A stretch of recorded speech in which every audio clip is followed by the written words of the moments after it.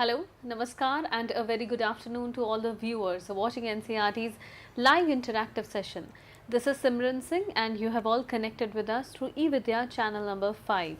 And besides this, viewers, we have so many different mediums through which you all can connect with us. You can also participate in our live sessions by raising your queries, your questions in the comment section of our YouTube channel, that would be NCRT Official.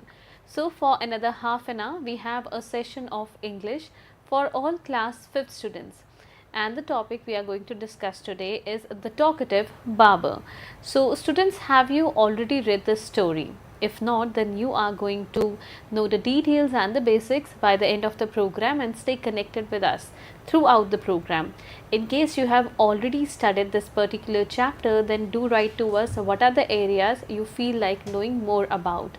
So I will also introduce you to the expert for today's program, but before that, here is an important announcement for all of you. We are proud of the fact that India assumed the G20 presidency and will convene the G20 Leaders Summit for the first time in the country in this year, that's 2023. The nation is deeply committed to democracy and multilateralism. India's G20 presidency is a watershed moment in her history, as it seeks to play a very important role by finding global pragmatic solutions for the well-being of everyone, and in doing so, manifesting the true spirit of Vasudhaiv Kutumbakam, or should I say, the world is one family. So let me introduce you to Dr. Amit Ranjan sir. Namaskar sir. Namaskar. We welcome you in the conversation. He Thank you is serving as assistant professor at CIT NCRT New Delhi.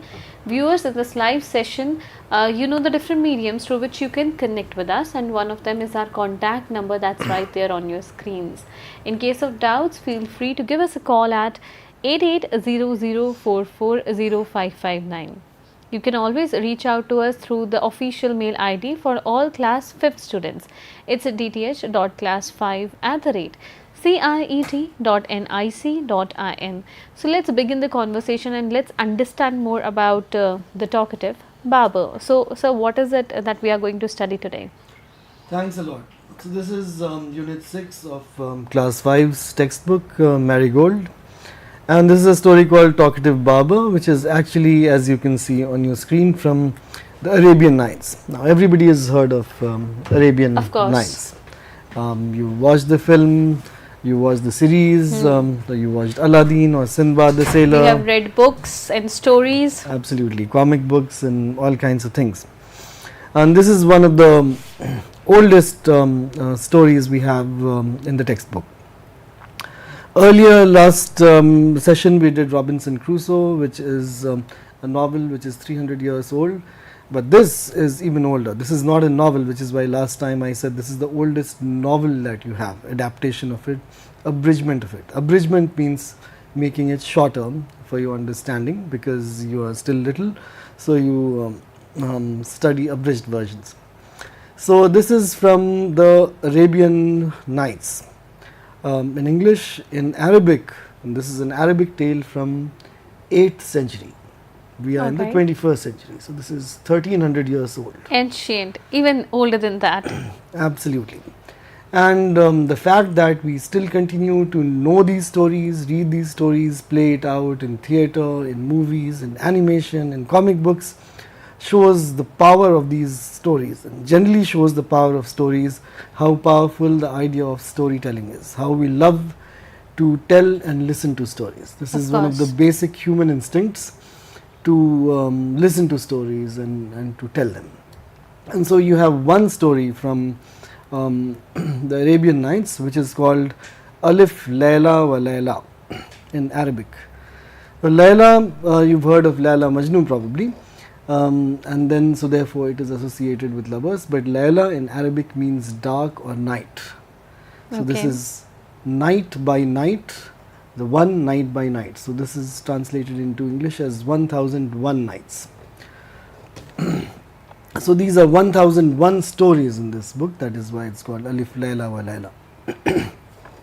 So the basic story is of a sultan and a princess, not a princess, a wealthy man's wazir's daughter called Scheherazade. So what happens is that the sultan's wife is unfaithful to him, she does not love him, and so eventually he kills her, but he's outraged and he hates all women on earth. So he decides to marry one woman and he would kill her the next morning. She has to engage him with a story, and as long as the story lasts, so would his wife last. That is the condition. And so the entire town and the entire city is terror struck, and one by one they are losing their daughters, and every family has a lost daughter. And it becomes a crisis, it becomes a sort of a pandemic of killing, let's say. So it becomes a crisis, and then the Wazir's daughter, the Wazir who has actually been killing these girls and is completely guilty of it and cannot sleep because he has to bid the king's orders if he has to live. So what his daughter Shehrazad comes up to him and says that she would like to marry the king, and he is heartbroken that his own daughter is going to be killed, that his karma has come back to him, that he has killed these girls, so his daughter is also going to be killed. But she says that she is going to free the city from this evil, this menace, and so she goes and marries the Sultan, and she tells a story to him on the first night, and the story is so gripping and so riveting, and she leaves it unfinished. So he has to let her live for another day and listen to the story on the second night, and so on and so forth. So she tells the story for 1001 nights, and eventually the Sultan understands his mistake and relents, and the killings stop, and she becomes the queen.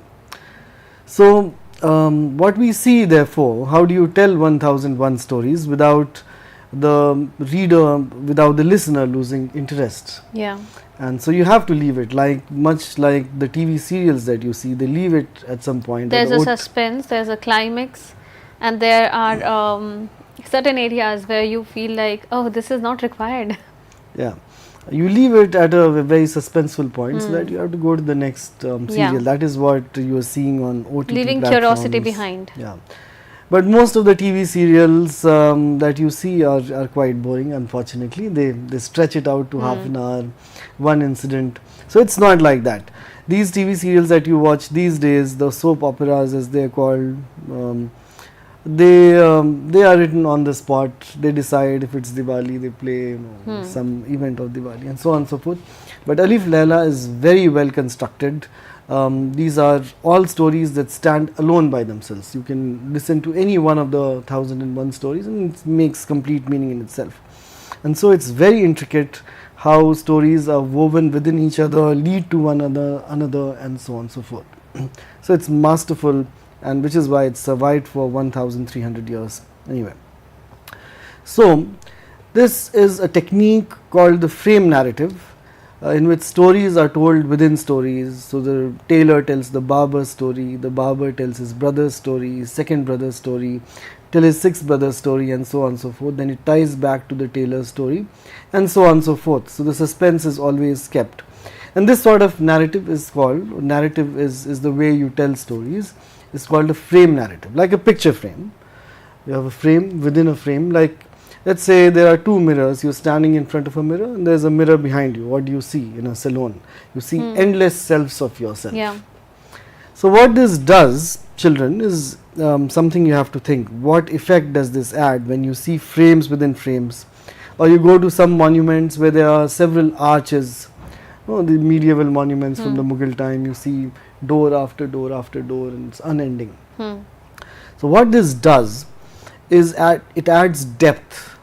Maybe 100 meters, but it will feel like a kilometer.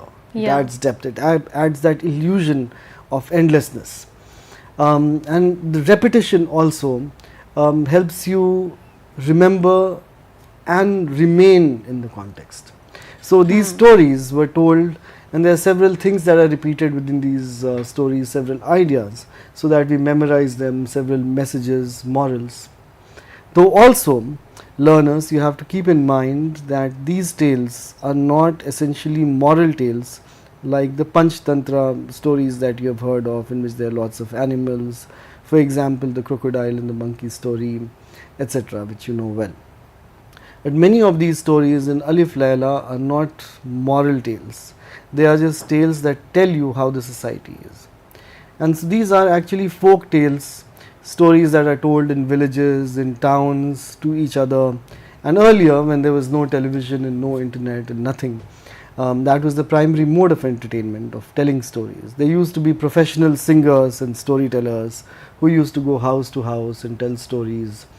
And so even now you should explore, if you are in Delhi, this practice called Dastan Goi, where the players, the performers come and tell stories. And so there were lots of traditions like this. There are terms like Batole Bazi, and Dastan Goi, and so on and so forth. So there was a long tradition of singing songs, telling stories, and so on and so forth. And now we know a book by its writer, but earlier the books were written in collaboration. So these were oral tales told to each other, told in villages, told in towns, and eventually with print technology, have they spread with the word of mouth, one telling another and one telling another? Absolutely, and not just spread with through the word of mouth, but they change form also. Yeah. Depending on your context, I am telling my friends some stories, so I will add color according to my taste. I'll add friends' names according to my taste. You will change probably my friend Ram. Maybe the wordings or one or two lines in between. Yeah, maybe my friend's name is Ram in my story. You'll make it Sunita in your story. Yeah. According to your listeners. So that also happens, and one should understand that there is no fixed story in these. The basic story remains the same, but some details keep changing, as we'll see here also. So there were hundreds of storytellers, collaborators, and eventually, as print technology came, books started to get written. These stories were eventually written, and it's very interesting that even though the tales are in Arabic, these were collected, largely written in Persia, now Iran and India. So there are lots of Indian tales also in this, and which shows that there was a different kind of globalization at this point of time, where everybody knew Arabic or Persian, or at least the learned, educated people knew these languages.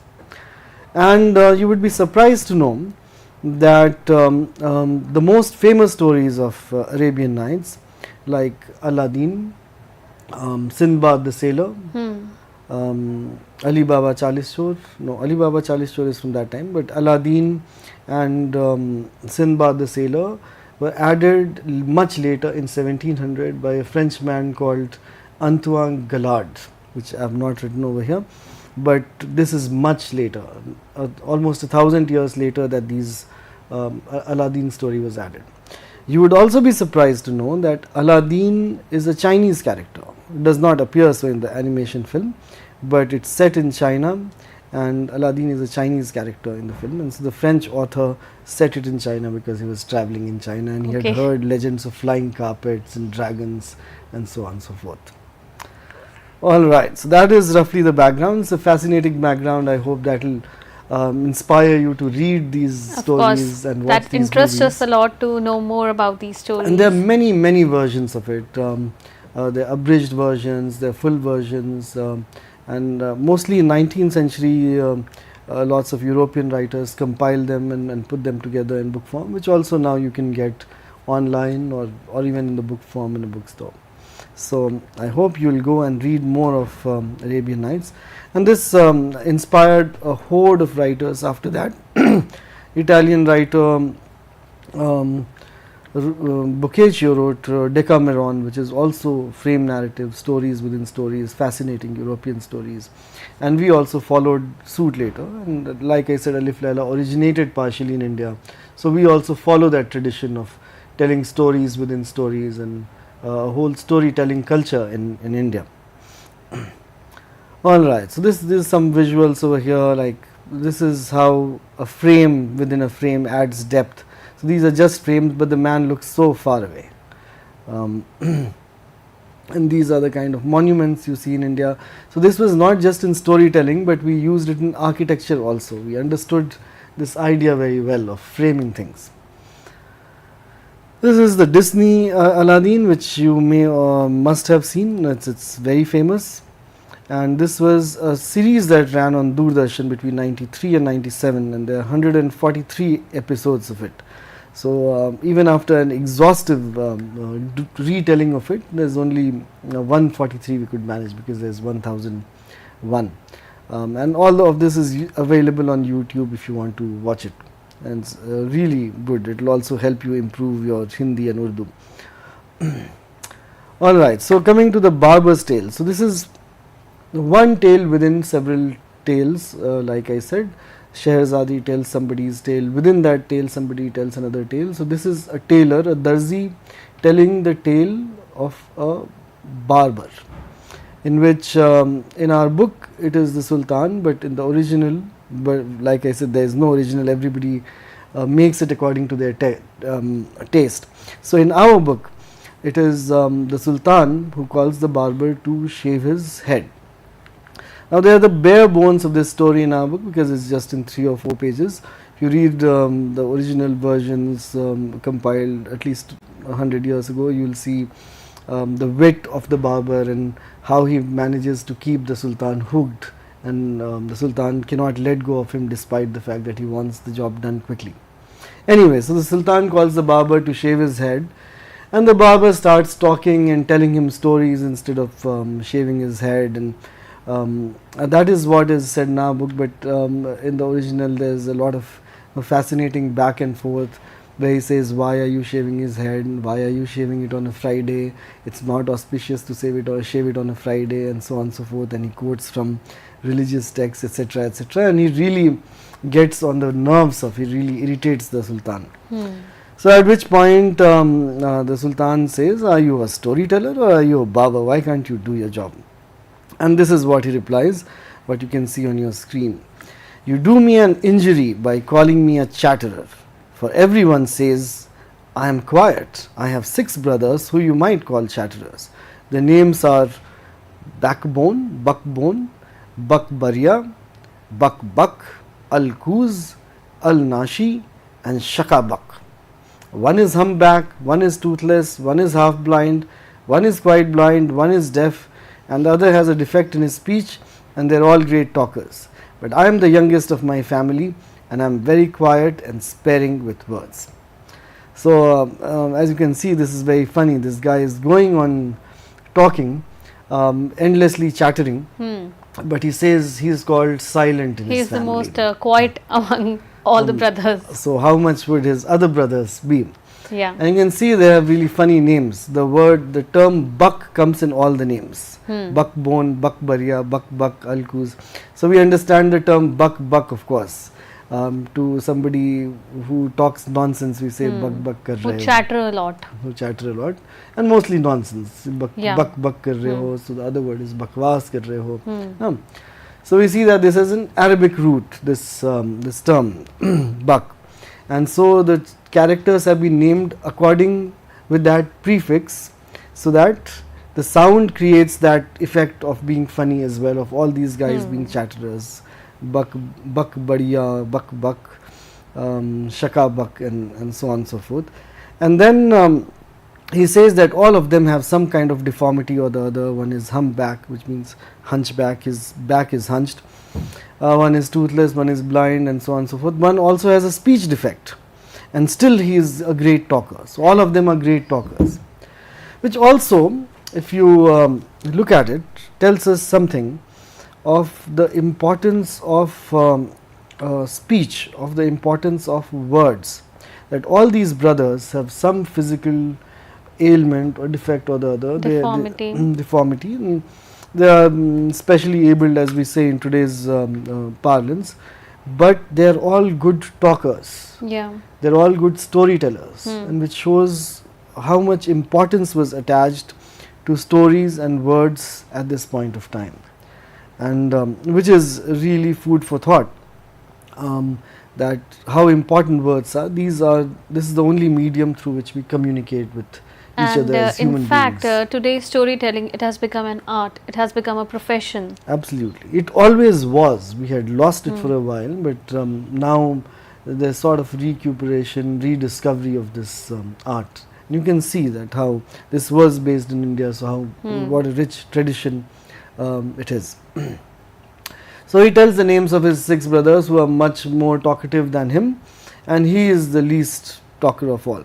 Now I am not going into the stories of the 6 brothers, they are all also fascinating.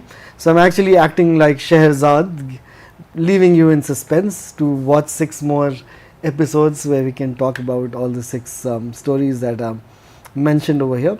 But each of those stories is very fascinating. Anyway, so here there is a screenshot from 19th century collection which a British writer did, and here you can see that the names are different. Here there is Bakbuk, Heddah, Bakbak, Alkuz, Anashar and Shakabak. So 3 names are the same and 3 names have changed, and which is what I was telling you about the quality of folk tales. They keep changing.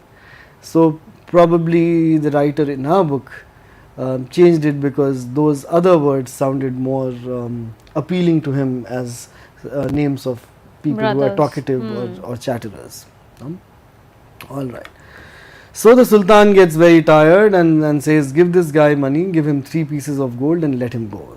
That's a lot of money, 3 pieces of gold for just shaving his head. And the shaving is not done, he's just shaved a little bit of his head, and he can still be let gone without the Sultan looking too weird, but he slowly keeps shaving his head so that after a little while he looks absolutely strange with half his head shaved, while the barber still keeps telling him stories. And now the Sultan is completely trapped.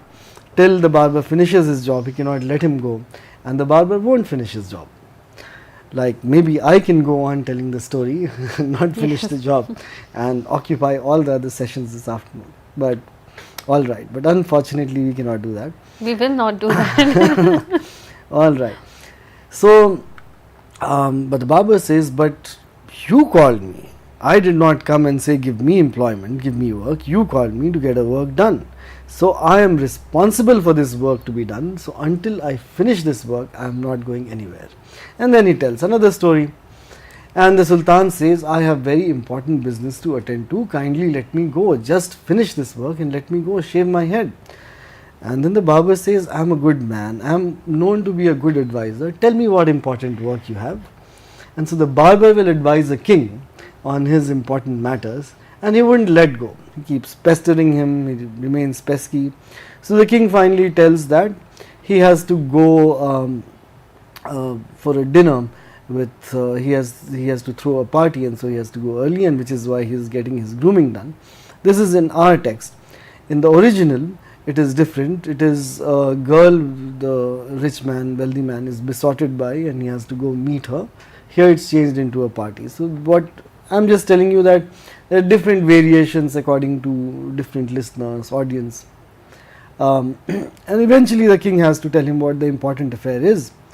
And then the barber throws a fit. He says, I have spent all day shaving you, I am hungry and you are going to have a party. What is this? So the king says, don't worry, I'll get all the food for you. And he says, no, until I see the food I cannot believe that it's good. So the king gets the food. The barber smells it, tastes it and says, what about some dessert? What about some sweets? So the king has to get fruits and sweets, and eventually the barber says, I didn't know you were so generous, after all the irritation that he has caused the king. The king, one does not know whether he is generous or not generous, but he has to get rid of the barber. That is why I can see that you also have to get rid of me, but I'll quickly no, not at all. We still have around 5 to 7 minutes left. Right. So let's look at interesting words we saw. Some of them are from the text, some of them are the words that I have used while talking to you. So volition, I said, the barber said, I have come not of my volition, but you have called me. Not of, so volition is use of one's free will. Voluntary. Chatterer is somebody who talks a lot, and where it's used actually for monkeys, to chatter like monkeys. So Chatterbox. It comes from monkeys. So monkeys chatter, birds tweet, and that therefore the term Twitter has come about now. So different animals have different sounds, and these sounds are based on the actual sounds that animals make, because birds make the tweet sounds, tweet, and monkeys go chatter, whatever. So this is called onomatopoeia, the words which are based on sounds. Okay.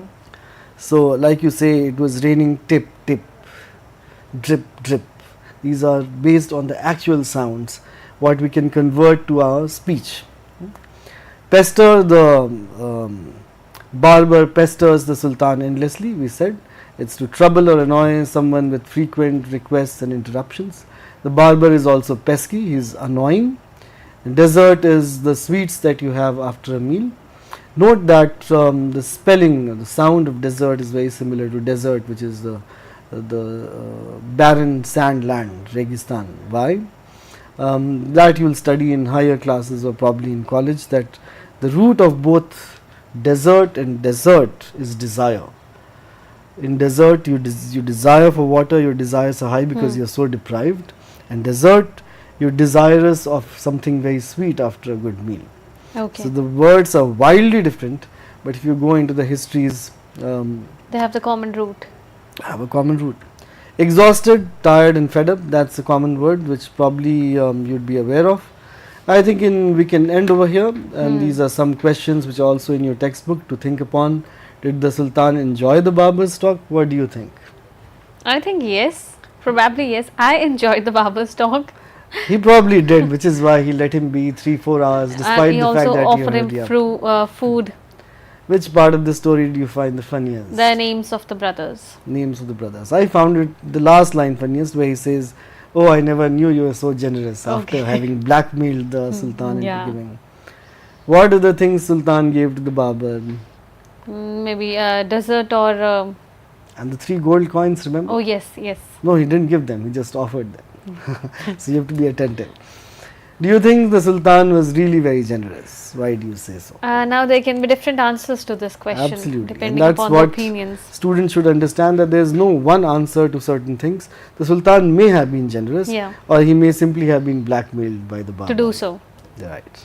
Alright, thank you so much. Thank you so much, sir, for being a part of this conversation and sharing this really humorous story with all our viewers. And I am pretty sure that our viewers will at least try to read the other stories as well. Thanks a lot. Thank you so much. Thank you to all our viewers who have connected with us on this particular session of English. And before wrapping up our discussion for the day, here is an important piece of information regarding the availability of NCERT textbooks for all of you.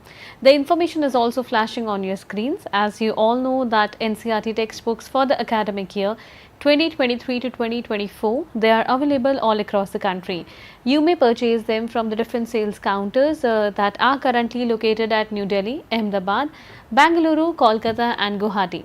Also viewers, if you would like to place an order online for NCERT textbooks, then you may do so through the website that's flashing on your screens. It is www.ncertbooks.ncert.gov.in.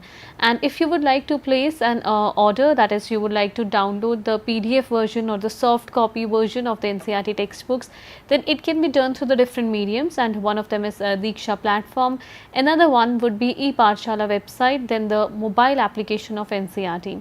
To explore more about authorized vendors or the availability of NCERT textbooks, feel free to explore the website of NCERT, that will be www.ncert.nic.in. Thanks a lot once again for connecting with us, and don't go anywhere, because next up we have a session of Hindi for all our class 5th students, and the topic that we are going to discuss, जो विषय रहने वाला है अगले सत्र का, वो है विदिन भी क्या दिन थे। तो इसके बारे में जानने के लिए आप देखते रहिए eVidya चैनल्स। फिलहाल हमें दीजिए इजाज़त। नमस्कार।